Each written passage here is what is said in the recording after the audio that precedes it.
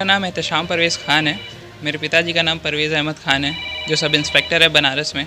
मैं मटरी गांव का रहने वाला हूँ। अच्छा, अभी आपने एसएस की परीक्षा की है, देखा गया कि आपका बड़ा घर के लोगों ने अभिनंदन किया। जी जी, मैंने नीट 2026 को क्वालिफाई किया है विद ऑल इंडिया रैंक 4317, जो कि जिसमें 22 से 23 लाख बच्चे ये परीक्षा देते हैं, जिसमें जिसमें मैंने अंडर 5000 रैंक स्कोर करा है।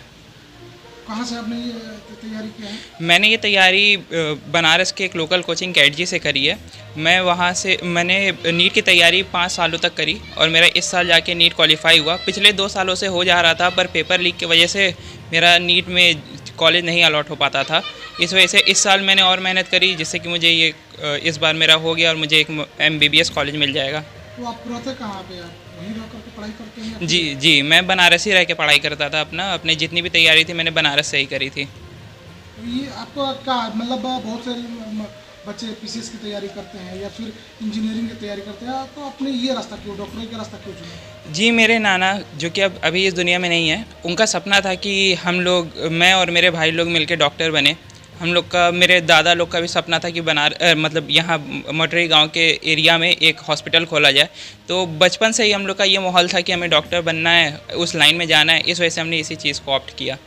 तो अभी आपने जो ये सफलता हासिल किया हुआ है, ये श्रेय किसको देना चाहते ये श्रेय मैं अपने परिवार वालों को, अपने परिजनों को, अपने टीचर्स लोग को, जिन्होंने मुझे गाइड किया।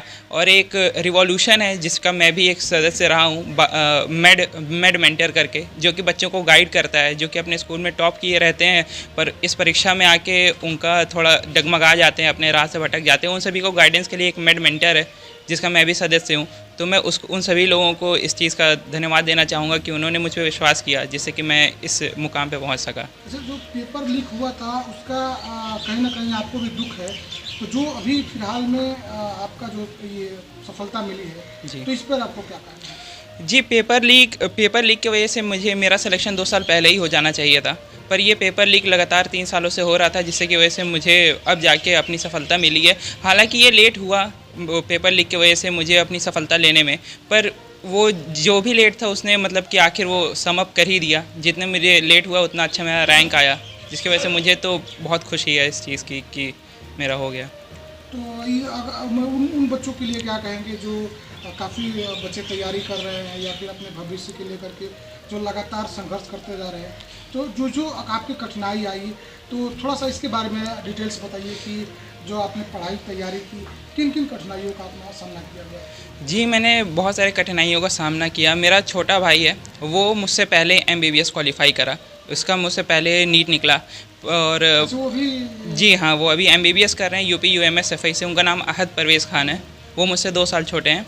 वो कठिनाइयाँ ये आती थी कि आदमी को एक ही चीज़ लगातार पढ़ने से पूरा दिमाग में सैचुरेशन हो जाता था, वो चीज़ समझ में नहीं आती थी। एक ही चीज़ को आप बार बार पढ़ेंगे तो आपका दिमाग भी उस चीज़ को लेके रजिस्ट करने लगेगा कि नहीं, मुझे ये आगे नहीं पढ़ना है। आदमी को बस मेहनत करनी चाहिए और एक फ़्लो में आगे लगे रहना चाहिए। आज मैंने भी मेहनत की और उस फ़्लो में लगा रहा, इस वजह से आज आप लोग आके मुझसे सवाल कर रहे हैं। कल को कोई और बच्चा भी निकालेगा जो ये कंसिस्टेंसी और अपना ये मोटिवेशन रखेगा, हो सके तो अगले साल किसी और का भी निकले, वो भी आप लोग को ऐसे ही इंटरव्यू दे। मैं ये संदेश देना चाहता हूँ कि लोगों को कभी हार नहीं मानना चाहिए। अभी भी लगभग 22 लाख बच्चे नीट का पेपर देते हैं, जो कि तैयारी करते हैं, तो उन लोगों को कभी हार नहीं माननी है। वो लोग जितना जितना ज़्यादा तैयारी करेंगे, उन सभी को उन लोगों के मेहनत का फल मिलेगा। और मैं बहुत बहुत शुक्रिया अपने गांव वालों का, अपने अंकल शमशेर अंकल और अपने मामू लोग, अपने परिजनों लोगों का करना चाहता हूँ कि उन्होंने मुझे इस काबिल समझा कि मैं इस मटरी गांव में आके मतलब कि एक नॉर्मल छात्र होके नीट निकाला और आगे चल। एहतशाम परवेज़ ख़ान की मम्मी हूँ। अभी आप लोगों ने जिस तरह से उनका अभिनंदन किया, जो उन्होंने परीक्षा पास कर लिया है, तो ऐसे खास मौके पर उनके लिए क्या करेंगे? मैं उनके लिए बहुत प्राउड फील कर रही हूँ। मतलब बहुत, मेरा बच्चा बहुत ज़्यादा मेहनत किया है, बहुत ही ज़्यादा। हार जाता था, फिर हार के उठ जाता था। एक बार जब एग्ज़ाम दे के आता था, कहता मेरा सिलेक्शन हो जाएगा। फिर जब पेपर लीक हो जाता था, वो घबरा के एकदम थक के छोड़ देता था सब कुछ। फिर दूसरे दिन उसी उत्साह से उठ जाता था कि नहीं, मुझे करना है, मुझे करना है। ऐसे बताइए, आपके पति पुलिस विभाग में हैं, जी बच्चों को आप डॉक्टर बनाने के लिए कैसे सोचे? जी, मेरा एक पहले ही से मेरा ये था कि हम अपने बच्चों को कुछ ना कुछ हम बना के मतलब अच्छे ही पोस्ट पर अपने बच्चों को ले जाएंगे। मेरे दिमाग में ये शुरू से था। ये 2.5 साल का था तभी मैंने इसका एडमिशन करा दिया था। 2.5 साल का था तभी। दिन रात मैं इसके पीछे लगी रहती थी। आज वही उसी का सब देन है कि आज मेरा बच्चा कामयाब हो गया। आज तक मैंने कभी इससे कोई काम कुछ नहीं लेते थे, बस सिर्फ पढ़ाई करते थे मेरे बच्चे। जो भी है मेरे 2 बच्चे कामयाब हुए हैं, लेकिन बस वही घर का ना कोई काम करवाते थे ना कुछ, बस तुम लोग पढ़ाई करो, करने के लिए हम हैं ना बस। इनका भविष्य एक बहुत अच्छे, हम चाह रहे कि ये बहुत अच्छे ईमानदार डॉक्टर बने। यहाँ हम सोचते हैं कि अपने यहाँ इस एरिया में, सिकंदरपुर के एरिया में कहीं इनका हॉस्पिटल हम लोग खुलवाएं। मतलब हम लोग का सपना है, अब आगे पता नहीं, ऊपर वाले की मर्जी। हम लोग का यह सपना है कि एक यहाँ अच्छा सा अच्छा हॉस्पिटल खुले। अच्छा, जब आपको बनारस में रहकर, आपको तो बनारस रहती है ना जी, तो यहाँ वहाँ किस तरह का मतलब इनका जो तैयारी था, तो क्या कभी आपने इनको डांटा फटकारा या फिर कभी ऐसा कहीं गलती हो गई तो किस तरह का आपका रिएक्शन रहता होगा? हाँ, कभी कभी थोड़ा सा हम लोग का भी रिएक्शन थोड़ा सा कभी कभी हो जाता था, लेकिन बच्चा है फिर हम लोग भी समझ जाते थे कि नहीं मेरा बच्चा मेहनत कर रहा है, तो हम लोग इसका मेहनत देखते थे, फिर हम लोग शांत हो जाते थे कि नहीं जान दो, मेरा बच्चा तो मेहनत कर ही रहा है। अच्छा, चूँकि देखा गया कि बड़े बड़े शहरों में अक्सर लड़के जब जाते हैं पढ़ाई करने के लिए तो उनका ध्यान भटक जाता है, तो ऐसे स्थिति में आपका कहीं दिमाग में ये तो नहीं बनता था कि पढ़ाई करने के लिए जा रहा है, कहीं गलत कदम तो नहीं उठा रहा है, या फिर वो पढ़ाई कर रहा है कि नहीं कर रहा, किस तरह से आपके दिमाग में क्या चल रहा होता है? हाँ, ये तो रहता है कि मेरा बच्चा जा रहा है, कैसे उसके दोस्त हैं, कैसे हैं, ये हम लोग हमेशा जाके कोचिंग सेंटर या कहीं भी हम लोग थोड़ा सा अपने बच्चों पर नज़र रखते रहते थे। हम जाएं या इनके पापा जाएं, जब उनको छुट्टी मिलती वो जाते थे, या हम कभी कभी ऐसे ही घूमते फिरते निकल जाते थे इनके कोचिंग सेंटर में जाके इनका पता, इन लोगों का पता हम लोग करते रहते थे। घर पर भी ध्यान देते, मेरा बच्चा मोबाइल में क्या कर रहा है, गेम नहीं ना खेल रहा है, किसी से बात तो नहीं कर रहा। जी हाँ, हम लोग का गाइड बहुत ज़्यादा था बच्चों पर। मेरे बच्चे भी माशाल्लाह अच्छे हैं, कभी ऐसा कुछ मतलब कुछ शिकायत का मौका नहीं दिया कभी। जो तैयारी कर रहे हैं, जो इस तरह का भविष्य में अपना कुछ बनना चाहते हैं, तो ऐसे गार्जियन के लिए जो गांव में काफ़ी एक पढ़ाई के लेकर के जिस तरह से लोगों के प्रति एक क्या बोलते हैं कठिनाई होती है जी, उन परिवारजनों के लिए, उस बच्चों के लिए आप क्या क्या संदेश है?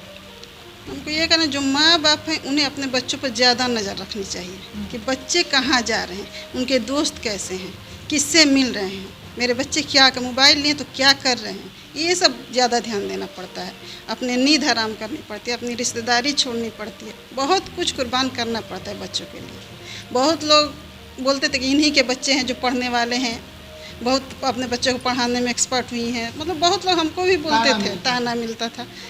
लेकिन हम कहते जाने दो भाई, जो भी कहे बाद में हम सबको मना लेंगे, जो रूठे फिर हम उसको मना लेंगे, लेकिन पहले मेरे बच्चों का भविष्य है, पहले उसको हमको सिक्योर करना तो है। सफलता होगी तब लोग क्या कहते हैं? अब सब लोग बधाई देते हैं। अब मेरे छोटे एक बच्चे हैं, इनसे सबसे छोटे हैं, वो भी अभी फ़िलहाल इसी लाइन में हैं, तो देखिए अभी तो इंटर कर रहे हैं। अब देखिए उन्हीं का, वली परवेज उनका भी नाम है, तो देखिए अब उन्हीं पर पूरा हम लोग का फोकस, अभी दोनों लोगों से तो हम लोग आज़ाद हो गए, अब उनके पूरा फोकस अब उनके पर है। यही हम कहें कि माँ बाप जो भी हैं अपने बच्चों को सही से गाइड करें, थोड़ा रिश्तेदारी छोड़ दें, इधर उधर घूमना छोड़ दें, बस सबके बच्चे अच्छे होते हैं।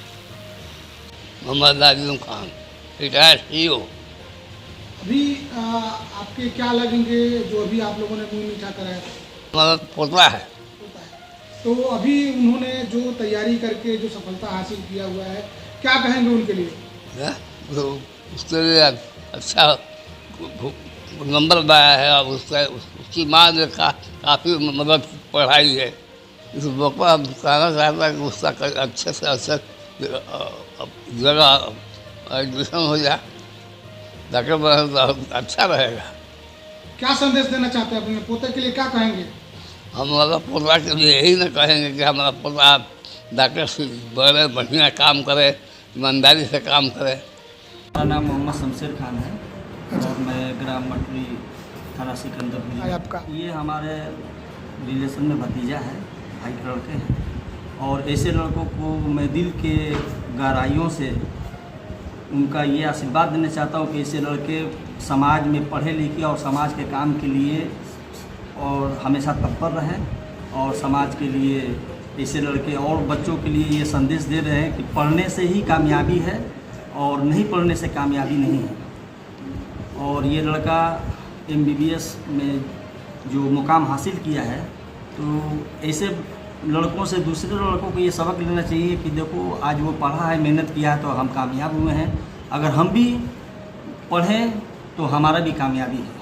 ऐसे लोगों को ये संदेश देना चाहता हूँ कि जो पहले जो है इंसान अपने बच्चों को विदेश भेज देते थे कि उनका सोर्स ऑफ इनकम बढ़ जाए, लेकिन आज माहौल बदला हुआ है। अब अक्सर गार्जियन ये चाह रहा कि हमारे बच्चे पढ़ लिख करके कामयाब हैं। तो मैं और गार्जियन को ये संदेश देना चाहता हूँ कि 2 वक्त में 2 रोटी में 1 रोटी कम खाएं, लेकिन अपने बच्चों और बच्चियों को पढ़ाने पर ज़्यादा फोकस करें।